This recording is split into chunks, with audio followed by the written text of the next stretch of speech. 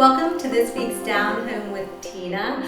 I have got some great guests and we are having a party in the house today. And I say that because coming up next after this segment, I've got Chief Pilar, who'll probably be in to break it up. I'm just kidding.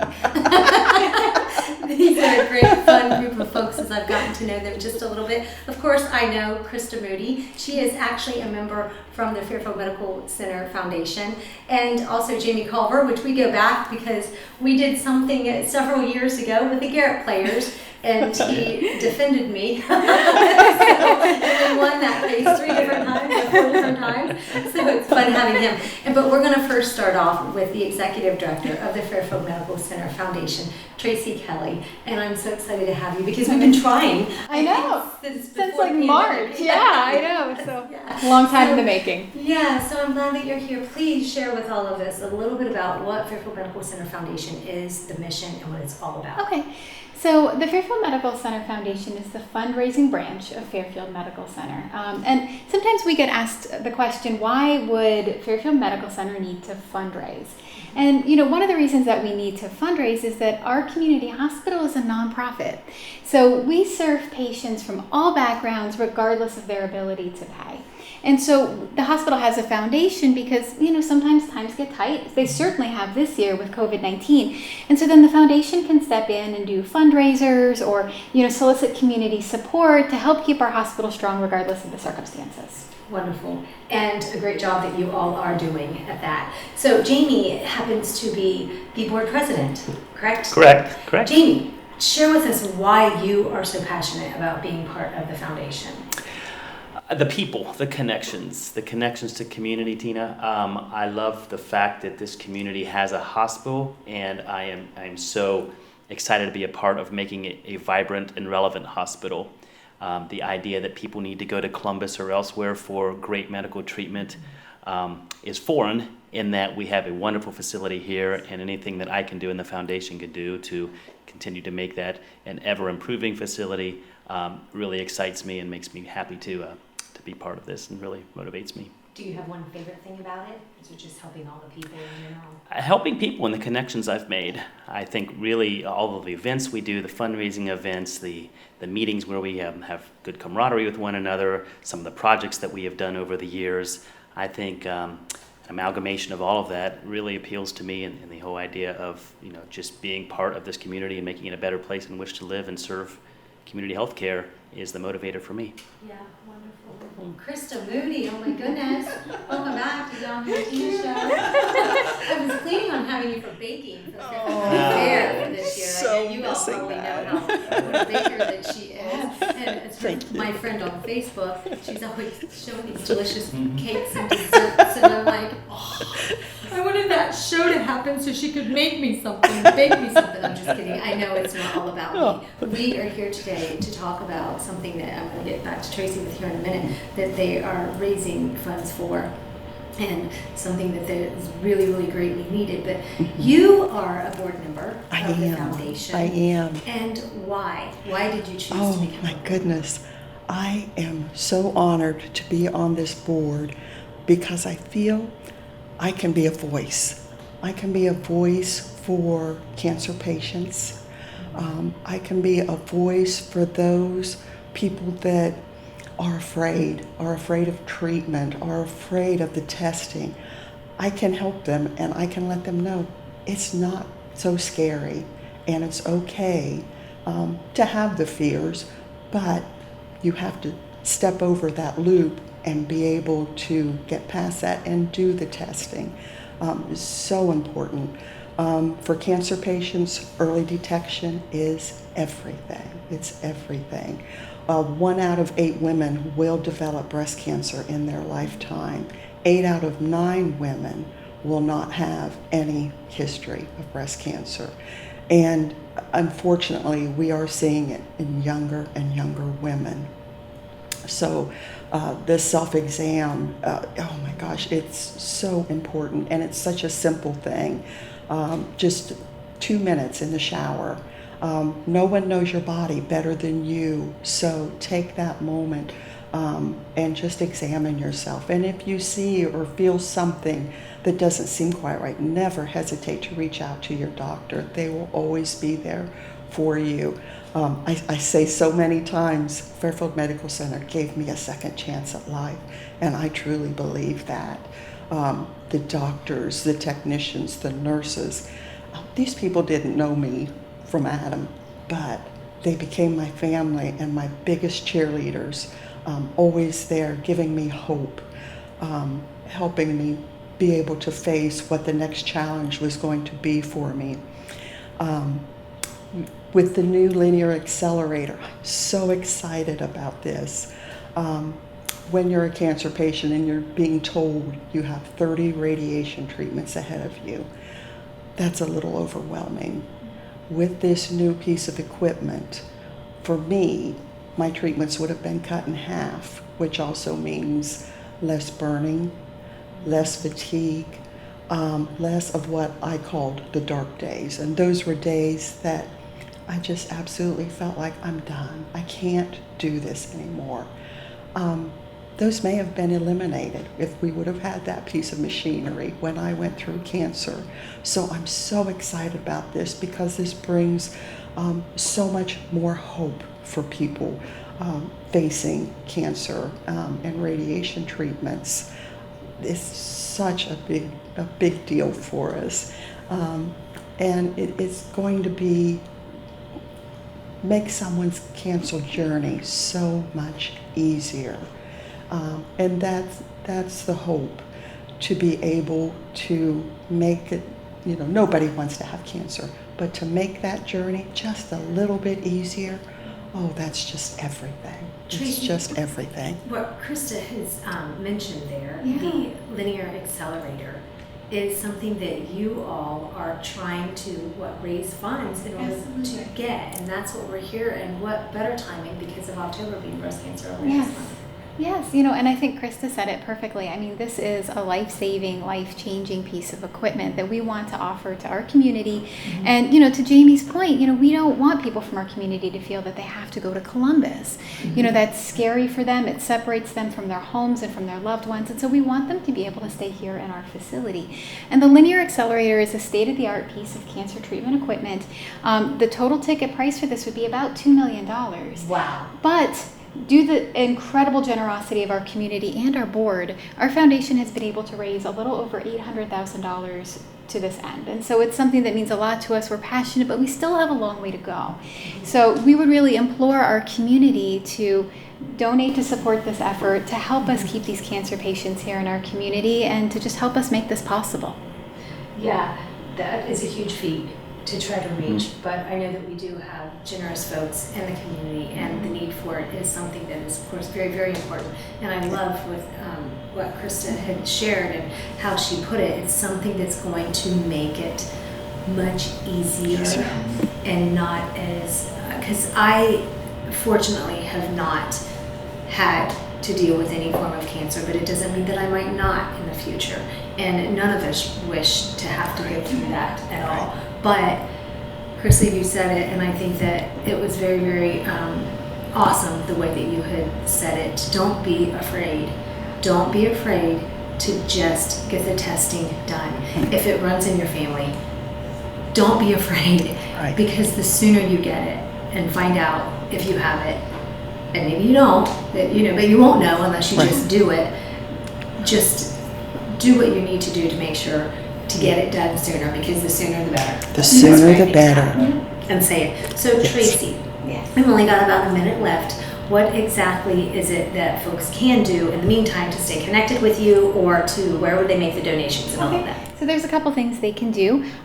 We would ask if there's any civic groups or community organizations that would let us come speak. We would love to spread awareness about this particular initiative. And then if people are interested in donating, they can go to the Fairfield Medical Center website. The foundation has its own little sub-website, and people can donate online, or they can just call us. So the number is 740-687-8105, and we'd be happy to take it from there.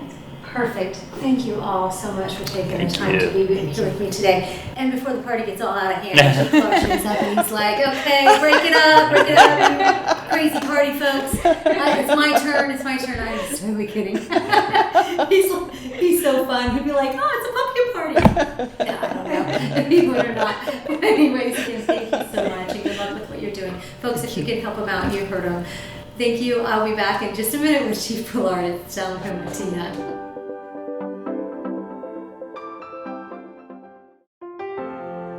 Dagger Law has been part of the Lancaster community for more than 110 years. This is where we live and work. You'll see us at festivals, sporting events, and all around town. We consider our clients as friends, and we walk alongside you through challenging times. Whether you're a growing business, a changing family, facing litigation, planning your future, or dealing with land issues, we're right here. We are local. We are trusted. We are experienced. Dagger Law.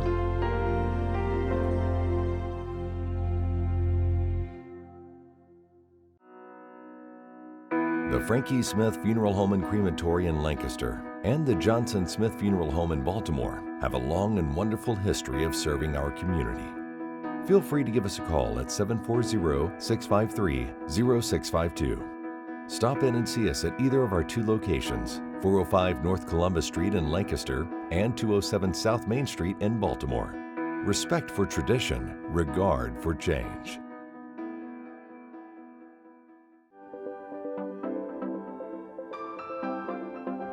Welcome back to Down Home with Tina. I have with me now Lancaster Police Department Chief Adam Pilar. I'm really excited to have him. Folks, you may or may not have seen my letter that I have put out on my Facebook page, my Down Home with Tina Facebook page, that talks about my ride-along. And when I did the ride-along, I was kind of like, what is going to happen with the day? And it's really cool because Chief Pilar, you brought out what all I did that day. And it was busy, nonstop. It was a second shift on a Saturday from 3 to 11.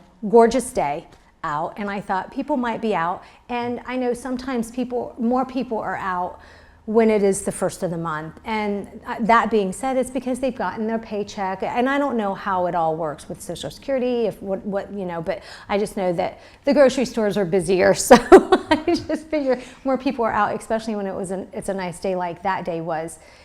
What a day. Oh Yeah. my goodness. I saw in the 24-hour period we handled 201 calls. That shift itself did 92 calls. And you were involved in 10 of those that I saw, or with the officer that you were riding with was involved with 10 of those. So it's busy, but it's also pretty typical for us, I think. Yeah, you do have, I know, without probably going into detail, you have a different number of cars out on some of the different days of the week, and you have them doing different districts in the different areas of Lancaster, of course, and sometimes you have 1 or 2 backup cars, right? That's correct. We try to break it up and we try to set those districts based on workload. So one officer doesn't have like a ton of calls where people have to wait longer. So we try to geographically, so some districts might be larger than other ones based on that workload. So that way we can kind of spread the officers around. I think the most shocking thing, without getting into detail yet of what some of those calls were that I was out on, was before we got started and some of the items and things that are required in the gear that the police officer has to have with them at all times during a shift. And what are some of those things? That's changed a lot. I mean, when I got hired, we had revolvers and the radio, like your portable radio the officers carry, that wouldn't even work out on Sheridan Drive or out at like Old Mill Park. It wouldn't work at certain parts of the city. So, I mean, now officers, we try to get AEDs in the car if they're running. And, you talk about cost, the batteries for those is over $300. Wow. So to have one of those in every car, it's challenging for us right now. But officers carry Narcan. Generally they'll have a shotgun. A lot of them will carry an AR-15, a rifle. And most of the rifles they have, they bought themselves. Yep. So they would have that tool available. So it's a lot of equipment. And just actually, because we had an incident last year where someone had barricaded himself and a victim in a garage, was actively assaulting that victim, we put some gear in those cars now where we can breach doors like the officers can't, stuff that would have been SRT related before, so hammers and things like that, so we can get in there to rescue people faster. Yeah. And there's one item I think was quite surprising to me also that is rather old, and I'm trying to remember if it was the the like siren noise. Is that what it was? Is that like what the siren box? The box itself. Yeah, Aren't those pretty box, old? yes, those, yes. They're actually, we cobble things together. I'll admit that. Even the MDTs in those cars. I mean, you think that's new technology. Most of those MDTs are 7 years old. And I don't know who does any of the work on a 7-year-old computer or laptop, but we're hoping to tap into some CARES money to replace those. Now, those MDTs are $5,000 a piece. Wow. For those. And we need 12 of them. Now, we're hoping to go to a rugged tablet, and that's a little less. It's $3,500 a piece.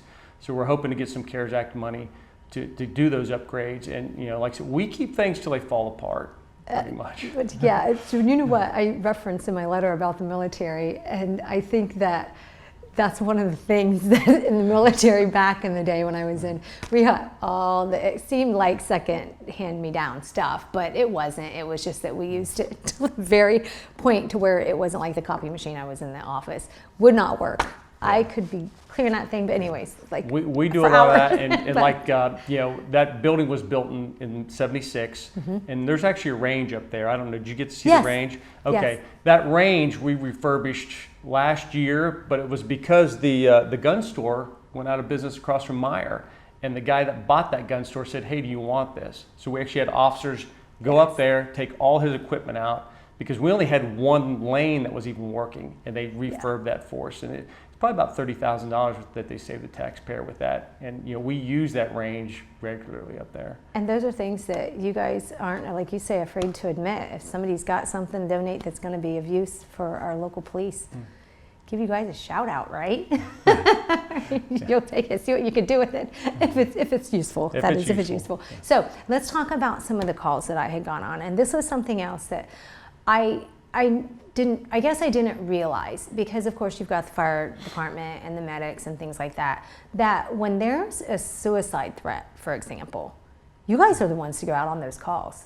Yeah, we almost always go first, and we're working with the Adam board to maybe have some people that are better trained in those types of issues go with us. But even then, currently, Monday through Friday, their response time's like an hour and a half. And so, I mean, we're just starting to be on the very tips of those discussions to have some of them go with us. But even then, those people probably aren't going to be willing to go alone. So we currently go on a lot of those types of calls every year. And out of my 10, 2 of those was that. Yeah. And also, you have folks that they will go up to the mountain and say stuff as well. And the reason why I'm bringing that up is because that's not just going out to a home. That's going to a mountain, and you're looking for somebody to help them. And that's a big thing with you all too. And I want to just make sure I share is that you guys are out to protect us, but also it's to protect us from ourselves sometimes. And that's one of the big cases. Yeah, that's, you know, you guys are particularly on that mountain. I don't know how long you guys are on there, but anybody that's walked up it knows how much time that takes. And we are in a limited manpower situation, but there were probably at least 2 officers looking, you know, depending on what they believe the threat was, or would they spared to do that. But I've seen, you know, and occasionally on that mountain, generally when I see, especially if I happen to be up there on my off time and I see kids where they're not supposed to be, I let them know that generally we have 1 serious injury a season on that mountain. Yeah. You know? And I'm like, so, and we've actually had officers have to go up there and search for those people, and even at night, gone up there and searched for those people. And that's what it was getting to be dusk, and that's when that was kind of tough, you know, because you've got flashlights and you're going up.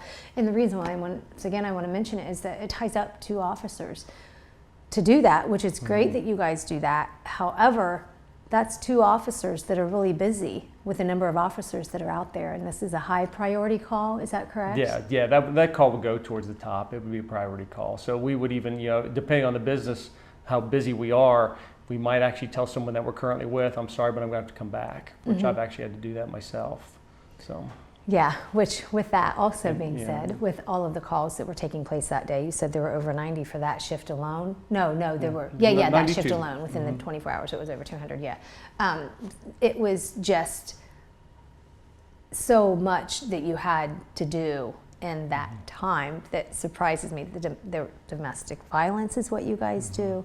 It might be an accident. We were called out on an auto accident. Did Brian as well. handle that accident, or did somebody else handle it? No, somebody else did. Yeah, because that's pretty intensive time-wise to actually do the paperwork. The paperwork on the back end is really adds to an officer's day a lot of times. Yeah, I really liked getting the opportunity to just see all of the things that you guys do when you're out on the street. And yes, we did get a call where we had to go really fast one time. And for the most part, most everybody was doing their due diligence of getting out of the way and getting off to the right of the road. Sometimes you didn't have that. But you guys are cautious again once with that, because you stop at every intersection to make sure that you're getting through, so you're still protecting the people on the road. And that comes down to, I don't do anybody any good if I'm in an accident on the way. So Yes, yeah. So tell me what it is and us that you would like to share with us before we get out of here. Something most important that folks may not realize, Chief Pilar. the most important thing? Most important things. Wow. I don't, you know what, we got a great group of people down there. And the context, did you get spending time in the radio room? No. No? Okay, well those are 12 employees that take everyone. We do about 60,000 calls a year. They answer every one of those phone calls. And that's how many we actually log that we've done something official. So you can imagine how many phone calls come in there. And a lot of what they do and the information they get sets you up for a better result. Those people are pressed for time right now, and be patient, especially if you don't have an emergency. You may have to wait. I do hope that we're currently not in such a critical, understaffed situation where they can't give you the time that you deserve when they get there. Even if it's something as simple as your car got broken into, or you had a bike stolen, or something like that. I want them to be able to give you that time and hopefully be able to help you find out who harmed you and hold that person accountable in the judicial system. Absolutely. And with you just saying that alone, I think there were 2 or 3, maybe 4 stolen bike things that came up on the computer just during the time that we were there. If you leave a bike unlocked in the city of Lancaster, it's not going to be there long. You're definitely going to have to lock your stuff up. Yeah, well, thank you so very much. Folks, be watching out, because I know there's some things coming up on the ballot that you may want to just check out and see. If you've got any questions at all, you can always call the Lancaster Police Department. If there's a ride-along, you're interested in a career for it. We're limiting those a little bit because of COVID. Right. We actually we opened it up for you, and we actually opened it up to some colleges because they need it for their course curriculum, and it's also a way of recruiting. So I know we're going to test next year because we're going to have to. Right. As officers leave, and we've got some retirements coming up, I have to be able to fill those positions. I just think we're at a critical position that no matter what, we're going to have to try and fill those spots. And I know, without going into great detail with that in itself is a long process, longer than what people realize. It's a long process. It's like a year at least, right? We can speed, if someone's already certified, and we'll get a couple of those on that test, we can probably get through maybe in 3 to 4 months, 3 months maybe. So let's say it's in February they give that test, March, April, May. We can get the background done, and then they would come on the street, but then they've got 3 months of riding with a coach to learn all this, to learn Lancaster and sometimes even the streets. So if you're interested in becoming a police officer, you might very well get the chance to be one in your own hometown. You're watching Down Home with Tina. I will be back here in just a couple of minutes. Hi, I'm Amanda Wattenberg, Regional Director at Ohio Guidestone. Do you or does someone you know have a substance abuse disorder? Have you been thinking about getting help, but don't know where to start? It takes a lot of courage to ask for help, but it's the most important step you can take. If you think you know everything that's available in Fairfield County, think again. Like other chronic diseases, addiction can be managed successfully.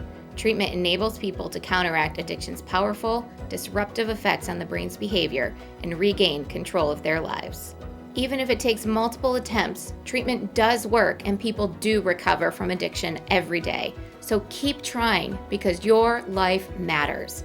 You matter, and we're here to help.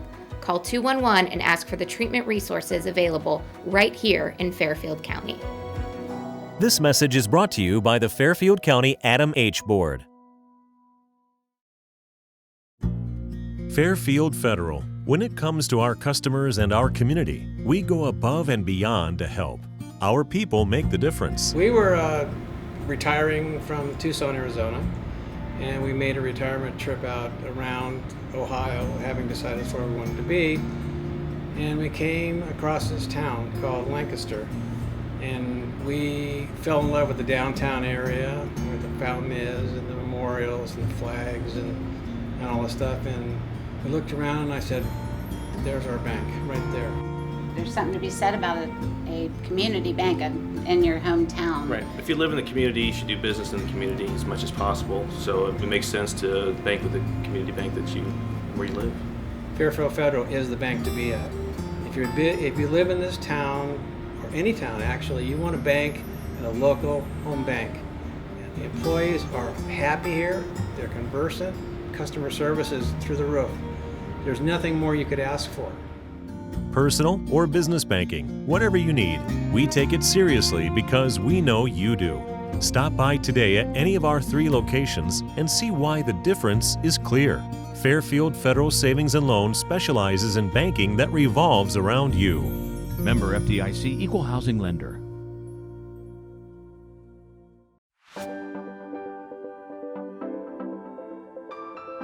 Welcome back to Down Home with Tina. I know I just had Chief Pilar with the Lancaster Police Department, and I've got a letter I just recently shared with you on social media, but I haven't yet shared with you here on the Down Home with Tina television show my letter of experience with the fire department, Lancaster Fire Department. So I'm going to read it to you, and I hope you like it. And if you go to Facebook, you want to share it, I'd be thrilled if you did so.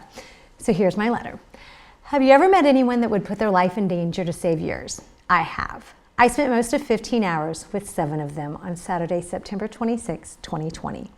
Many of us think of the year 2020 as a year of the Twilight Zone, or of a year we wish we could forget. I don't. This said Saturday in 2020 is one of the most incredible days I've ever had in my life. Here is why. I've always been a person that respects our first responders. As a matter of fact, when I was in my late teens, I had even considered becoming a police officer. Not one time did I ever once consider becoming a firefighter EMS. After that day, I thought, what an amazing group of men and women who have decided to do this as an occupation. Did they choose this occupation because of the big red truck? Maybe for some it is. Is it the rush of going into a fire to save a life? Maybe. Is it because in the thick of taking care of someone who is injured and they must do what it takes to save their life? That could be as well. Well, whatever the reason they have chosen as this occupation, they will end up at some point doing all of what I had just mentioned. And sometimes reality is it doesn't turn out the way they want it to turn out. Souls are lost no matter how hard or how much effort they have put into that moment with that person. I can honestly say they give their best, experience and knowledge to save a person. After working a 24-hour shift, they will go home to leave all of this behind and be with their families. They have to go on with their lives as if they didn't just face maybe one of the most traumatic days of their life or witness the most traumatic day of someone else's life. But guess what? They get up 48 hours later to go out and take on the day, not knowing what it will bring, hopefully to save a life, but maybe lose a life, fight a fire, and or take folks to the hospital to get them continued help with their ailments. When the medic or fire truck is dispatched out, these men and women are ready to go in seconds. If you're on the john, you get up and go. If you're in the middle of training or making a meal, you go. If it's the fire engine dispatched, they are suited up within 30 seconds and in that truck pulling out of the firehouse. If the medic is dispatched, they are in the medic truck in seconds as well. They waste no time getting into these vehicles to go face whatever it is the call is for them in the moment. They go to save the next person wherever duty calls in any situation. It was quite shocking for me to see where these men and women stay for 24 hours, and they joke about the bricks in one part of the building as a flaw. The pots and pans are often purchased from yard sales. They purchase and most often cook their own meals. Some folks think the meals are included in their pay, but they aren't, and some are donated by local area restaurants. There's a lot more to my story, but I know I'm running out of time, folks. So if you want to, I would love to have you go to my Facebook page, Down Home with Tina, to read the rest of the story, if I should say. And I just wanted to add that I had such an amazing day spending it with a group of men in this case. They were all men. There's a lady that's on the Lancaster Fire Department, but in this case it was all men that day, and they taught me a lot. And I loved seeing the caring, that they gave to the patients that they took care of that day, and or maybe transported over to Fairfield Medical Center. But it was just an amazing day to get to learn a lot about things that are going on in our community that we don't know. So I just want to thank you so much for watching this week's Down Home with Tina. God bless and good day.